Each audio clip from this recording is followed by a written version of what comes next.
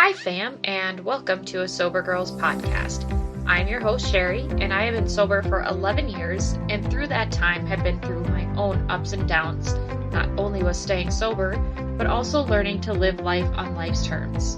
If you are listening to this, then you have previously or are currently struggling and are ready to take certain steps to get better. Alcoholism has affected each of us differently, but we all have the same stories, what we used to be like, what happened, and what we are like now. You are ready to make a change in your life, and we are glad to have you here.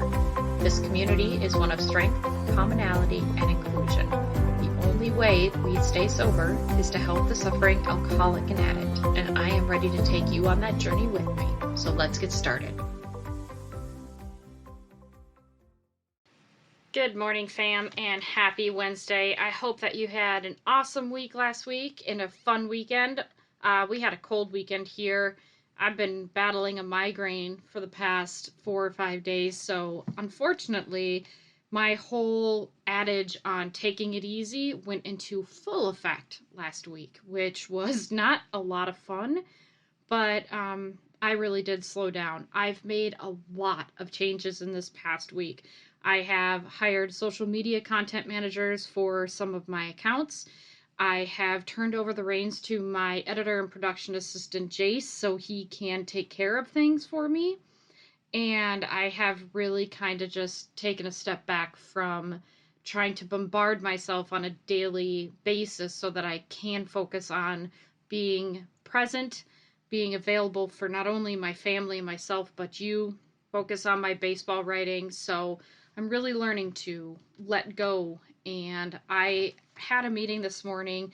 It's Saturday, but you're going to listen to this on Wednesday. And I just loved the topic of the meeting so much because it followed through with everything that we talked about last week, taking it easy. And the topic was letting go of our old ideas. And on page 58, it talks about how we are going to see this program work, how we see the steps put through, and in one of the paragraphs it states that at some of these ideas we balked, we thought we could find an easier, softer way, but we could not. With all the earnestness at our command, we beg of you to be fearless and thorough from the very start. Some of us have tried to hold on to our old ideas, and the result was nil until we let go absolutely. And there is so much truth in that, you guys. If you are in your sobriety, if you are working your program, if you are trying to stay away from that first drink, guess what? Letting go of your old ideas is the only thing that is going to keep you staying sober. Because as it states, the next sentence is, we deal with alcohol, cunning, baffling, powerful. So if we are trying to take it easy, if we are trying to let go of our old ideas, those are the things that are going to help us stay away from that first drink. And I started thinking about some of my old ideas. And what I shared this morning for myself was alcohol made me attractive. I was not a pretty girl growing up. I had crossover teeth because I used to suck my thumb. Super blonde hair, so it was generally always frizzy, and I decided in 1989 in 3rd grade, like every other normal girl, to perm my hair or crimp my hair, and you can probably only decipher what a disaster that was. My mom always told me I was pretty, and I don't think she was lying to me. I don't think it was like, oh, my daughter's so pretty, and then everybody else was like, holy shit, you're lying. I don't think it's like that at all. I really do believe that my mom thought I was a very pretty girl. And I think that for me, I couldn't understand why that wouldn't correlate over to boys, or the boys I wanted. I'm sure it correlated over to boys, but in my self-centeredness, probably just not the boys that I wanted. So when I started drinking and when I started coming into my own in my younger 20s, I was starting to get attention, but I didn't know how to handle that attention, so I started drinking. And the alcohol, in my mind, combined with drugs and with marijuana, made me more attractive. And that was the only way that I was attractive. That was the only way that I was okay or boys wanted to be around me, because of the alcohol because I was finally fun. I was finally attractive. I finally filled out my bra. If you don't think that's a thing, ladies, just admit it to yourself. You know it's a thing. If we don't have that top rack, it's almost like a foregone conclusion. We're definitely not getting a date in high school. So I had definitely believed that alcohol was the reason for everything, right? I believed that alcohol made me more fun. It made me more attractive. It made me a better person. But see, that's the cunning and baffling part of it, right? It allows us to think we're all these things. It's it's like that country song where he talks about dancing with a lampshade on his head. That's what alcohol does to us. Sometimes it's fun, sometimes it's funny, but it's definitely never attractive. And for me to think back on some of the things that I did while I was drinking because I thought they were attractive or sexy or what have you, I just cringe. I'm like, oh my God, did I actually do that? Like, yes, I did. Did I make out with every boy in that frat house? You better believe I did. So I had finally found this confidence that I had never had before. And that confidence also allowed me to make a lot of mistakes. That confidence allowed me to believe that I was invincible, that nothing could hurt me, that I knew best, that I could control everything, that my secrets would never be found out because the more I was able to finagle and manipulate people, the better I got at it. But I really didn't get better at it. So our old ideas are what kept us drunk, right? So let's talk about some of our old ideas. For me, it was confidence. I need alcohol to be confident. I still don't handle compliments well. I think I'm attractive. I think that I am beautiful. I think that I have a personality that people enjoy and like. I'm goofy, I'm silly, and I used to need to find validation in men and find validation in what they thought of me because I'd never had that before. And the validation that I did have at a very young age came from a very inappropriate relationship. So my idea of how men should treat me was completely different. My validation came from them thinking I was sexually attractive. And if I wasn't sexually attractive, I would just make out with them or do something sexual so they would like me. They didn't like me. They liked the fact that I was easy. So, that old idea that confidence came from alcohol is a complete lie. A lot of bad decisions came from alcohol, but not my confidence. My confidence came when I quit drinking. My confidence came when I put the plug in the jug and I started working my program. My confidence came when I started seeing who I was as a person and my potential and what can happen if I just love myself. I don't need anybody else to love me except for me and my higher power, and his love is unconditional. There's not another human being, there's not another person, a deity, entity that is going to love me unconditionally. I say that carefully because I'm 95% sure that my mother loves me unconditionally, but she does get disappointed in me at times. And that's fine. That's the job of a parent. I mean, nobody's perfect. But my mom has seen me through a lot of shit. And so I do have to say that if any human being loved me unconditionally, it would definitely be my mom. What other old ideas do we have because of drinking that we're in control? You think you're in control. You think that you can get everybody to do everything that you want, that you run the show, but that's not necessarily true. That's not correct at all. You are manipulative, you are coercive, but you realize that in step 1 that your life has become unmanageable, right? That you're powerless.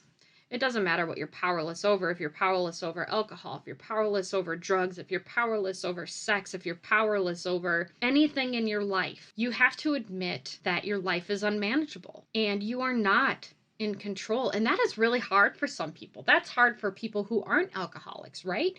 It's hard for us to go, oh, yeah, no, I'm definitely not in control of this. Like, I need help. Or, yeah, I'm definitely not in control. I should counsel someone else. That's not a thing, right? Like asking for help is a sign of weakness. And I know that to be true. I know that because that's what I used to do. And that's how I ended up, with 4 felonies. And that's how I ended up losing a really good job, a couple of them actually.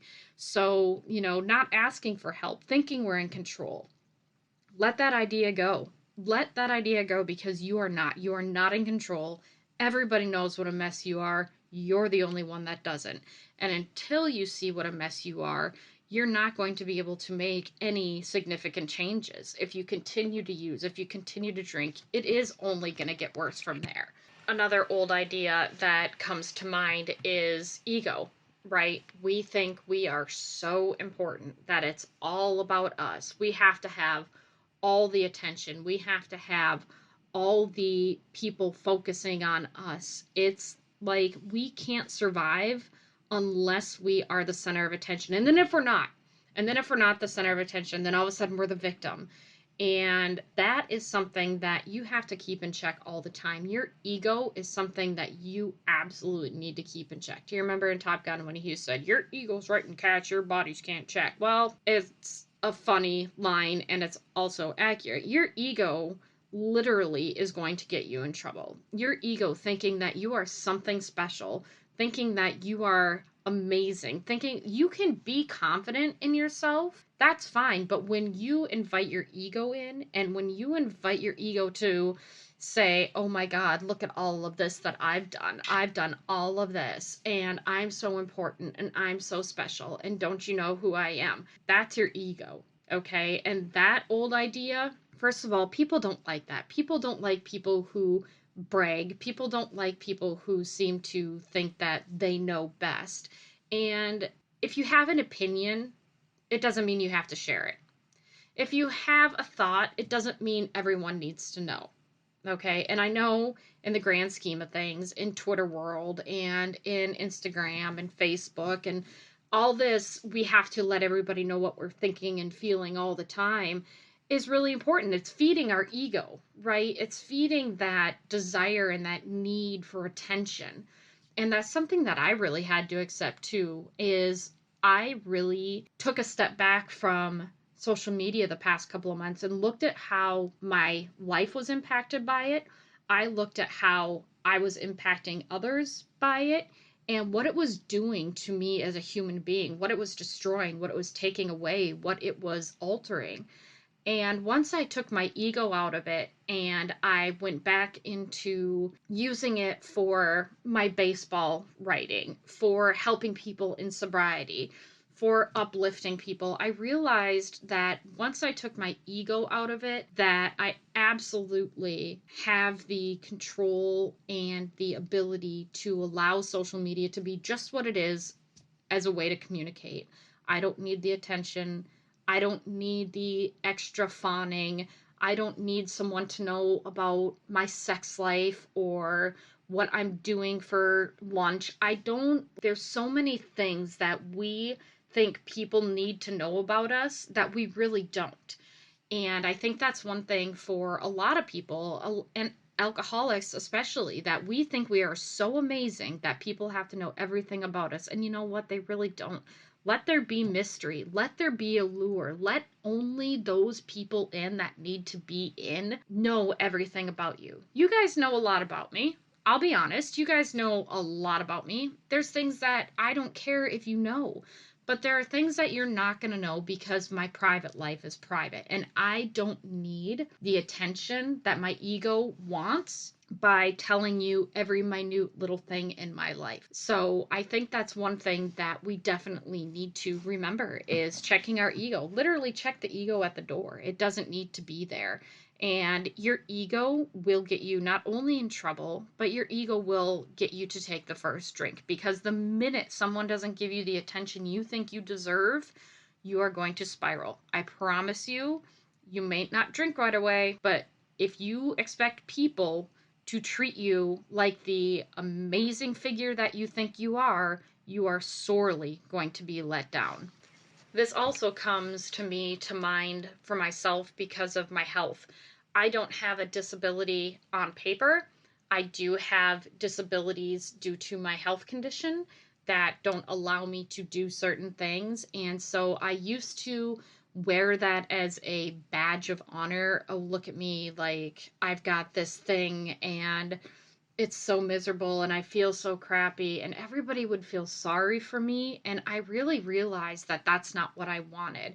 I wanted to empower other people with similar medical conditions, with similar disabilities, with similar things in their lives. And so I took the ego out of my chronic condition. It's not easy because sometimes that's all I have to talk about, you guys. My chronic illness literally kicks my ass on a daily basis. But I don't want to sit here and be like, oh my God, I'm so sick. Oh my God, I feel this way. Oh my God, I feel that way. Because I did do that for a while. And I really realized that as much as I want to say to people, hey, I have this thing going on, so I just really can't be involved right now. That is completely different than, oh my God, woe is me. Please feel sorry for me. So, ego trips us up in a lot of different ways, and it's okay to have your disability, your medical condition, things wrong with you, and it is absolutely perfectly fine to let people know that, hey, this is what's going on. This is this is why I might disappear sometimes, or this is why things are difficult for me, or this is why I can't attend this event. It's not a matter of pity, it's a matter of fact. When I went to Disney World with my moms and my son over Christmas, the first day I did really well, but by the second day I was so exhausted because of my condition that I had to use a wheelchair. And I used the wheelchair for probably 3/4 of the day. And then towards the end of the evening, I had preserved enough energy using the wheelchair that I was able to get up and do a couple of different things with my family. And that was really, really nice. So it's a matter of making accommodations for yourself, letting go of your ego, letting go of that self-importance, and allowing people to either help you or admit that you need help, or empower people and help people to see how they can overcome their own hurts, hangups, disabilities, and things of that nature. Another part of letting go of ideas, for me at least, is the God of my understanding, right? It's God's will, not my will. And things that come up in my life, things that happen to me that there is simply no control over, it doesn't mean that I don't have a responsibility for my choices. My choices, I can control my reactions, my choices, what I say, how I act. I even said that on Instagram earlier this week.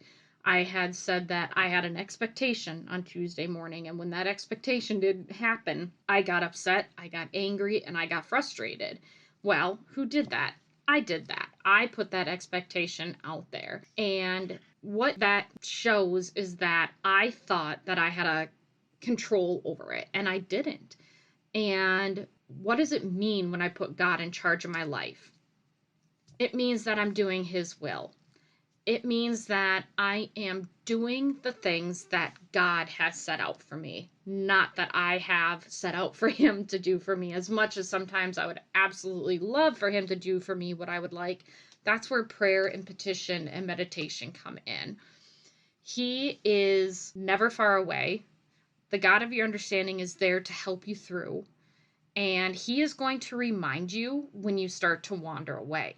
When you start to do things on your own, when you start to make your own decisions, not your choices, when you begin to make your own decisions about how you think your life should be ran, He is going to let you, and He's going to be there to remind you. I remember one of the guys saying in the meeting today that God allows us to sit in our stink for a little bit to think about how to make good choices, do the next right thing.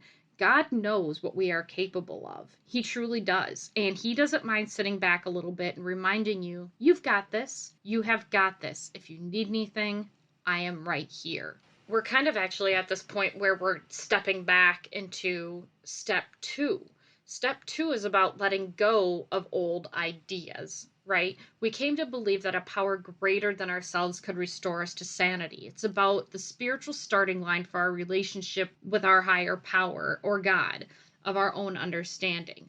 So when we are asking God to take over, when we are asking God for us to live the will He has for us, we're allowing him to take control. And when we try and take that back, that's because we think our old ideas are better than his. And we have seen countless time and time again how our ideas are definitely not better than God's ideas. A friend of mine was talking about how she used to work on Wall Street and she would go to lunch and come back from lunch completely plastered.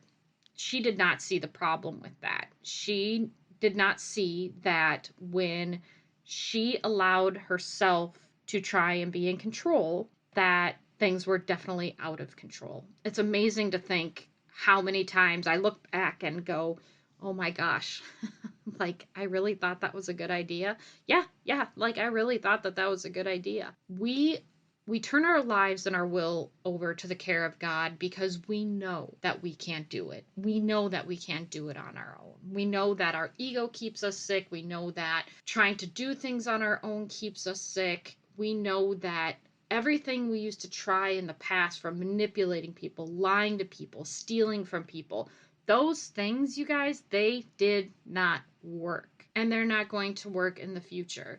There is no way, had I been completely drunk and disorderly and out of it, that last 2 weeks ago when I went and talked to my boss and I flung the door open and I yelled at him, there is no way 10 years ago that girl would still have a job, because I would be belligerent, I would be rude, I would be condescending. Now, having the tools from being sober, from staying in AA, from going to meetings, I now have the tools to say to my boss, I don't agree with this. I probably shouldn't have yelled at him, but he loves me, so it's okay. I wasn't that worried about it. I'm his favorite. So, but that comes with that confidence in, I know what I'm doing, I know what I'm talking about, and this is what I feel is important, and I want to be heard. So when we have that ability to look into ourselves and know our self-worth and know that we're attractive, know that we're smart, know that we have something to offer, know that we bring value to the table, know that we are hardworking and caring and loving, that is a sign that our old ideas are nil and we have let go absolutely. I am not going to sit here and say that I am a 10. I am not going to sit here and say that I would win a beauty pageant.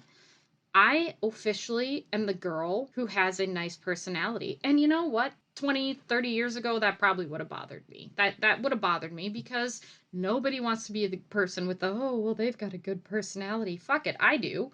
I have a good personality and I am hilarious. Not everybody thinks so, but that's not my problem.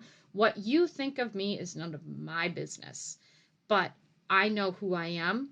I know what I bring to the table, and I am confident in the life that AA and sobriety has given to me. And so, if you think that you're going to hang on to your old ideas, if you think that you are going to be okay with being cranky or being in control or using your medical condition or using your ego or using your social media status or using anything else to create a life where you think you won't falter or fall from your pedestal, you're completely wrong. Because it doesn't take much. It doesn't take much to fall from a pedestal. It doesn't take much to completely screw up. All it takes is not letting go of the ideas that we had before that kept us drunk. This pandemic has been a bitch. It's been hard on all of us. It's been ridiculous. We have seen an influx in use of alcohol. We've seen an influx in depression and anxiety, isolation. There has been things from this pandemic that have really come out as needing to paying attention to mental health issues. There is no question in my mind that social media has not only shown some dark sides, but also very positive sides as well. I'm not here to say, well, social media is a shithole, don't get into it. That's not it at all. You need to redirect your thinking. I know that for me, I allowed it to control my life. I allowed for the opinions of others to become so centric in my life that that is what I thought of myself. I was no longer attractive and funny and smart. I was trying to be somebody that I was not. I went back to those old ideas that the only thing that is going to make me attractive, make me gorgeous, make me sexy is if I have the ability to fit in with everybody else. The pandemic was hard enough and is hard enough that we don't need that added stress onto ourselves. Whatever or whoever you thought you were during that pandemic, you need to let go of that idea. That is not who you are. You are not your depression. You are not your mental health issues. You are not your anxiety. We are trying simply to fit into a new normal. And a new normal is not always easy. I get it. A new normal is very, very scary, but it doesn't have to be the reason why we don't continue our program. It doesn't have to be the reason why we give up. A new normal just means that we need to change and adapt with it. And if you're doing the right things, the next right thing, if you're talking to your sponsor, staying active in your program, going to meetings, staying in touch with people who are in the program, you are doing the things that you need to do to stay sober. You're not letting those old ideas get to you. You're not letting the things get to you that you used to, that you're pitiful and no one likes you, or maybe if you would have just done it this way, things would have gone differently, or if you wouldn't have talked to this person that way. Things happen in our lives for a reason. And as long as you are willing to know where your part ends and begins, I promise you, you will be okay. We are moving forward. We are not practicing anything but progress over perfection, spiritual growth, personal growth, letting go of our ego, letting go of the thought that alcohol solved anything, that pills solved anything, because they really didn't. And I just want to encourage you to have positive affirmations of yourself. Have positive affirmations. I don't care if it's regarding your looks, your job, your marriage, your parenting, your friendships, your hobbies, daily activities. I don't care what it is.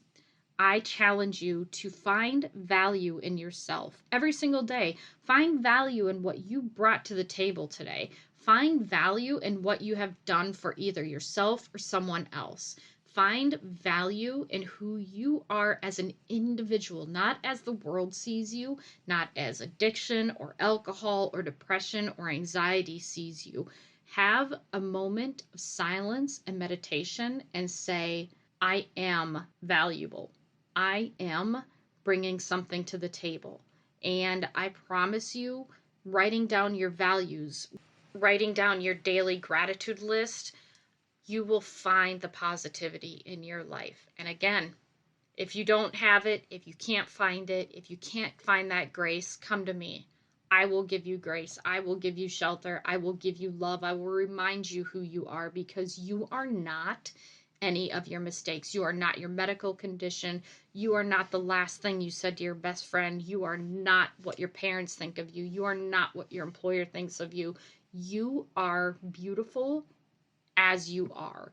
The value you bring to the world is individualistic, it's unique, and it's fantastic. It doesn't matter what it is that you brought to the table. If it's helping someone else and it's helping you stay sober, then that's all that matters.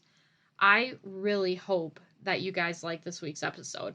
I know it's totally, completely off script, off the top of my head, just might seem like nonsensical rambling, but it was so important to me that you guys know that you are not your past. You are not your old ideas. And that once you let go of all those old ideas, you will see those promises come true. You will see those promises take effect.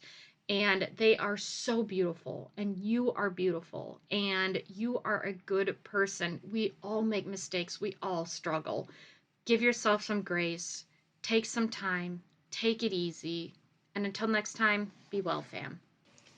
Thank you so much for joining us on today's episode of A Sober Girls Podcast. I hope that today's episode was something that you needed to hear today and can carry with you throughout the week until we get together next week. I really look forward to our time together and sharing my experience, strength, and hope so that you feel less alone and more empowered to keep taking it one day at a time. Don't forget to check us out on Twitter and on Instagram at A Sober Girls Pod, and on our website at asobergirlspodcast.podbean.com. There you can find episode-specific content and contact information. You can also hear us on Stitcher, iHeartRadio, Apple iTunes, and Spotify. Until next time, fam, be well.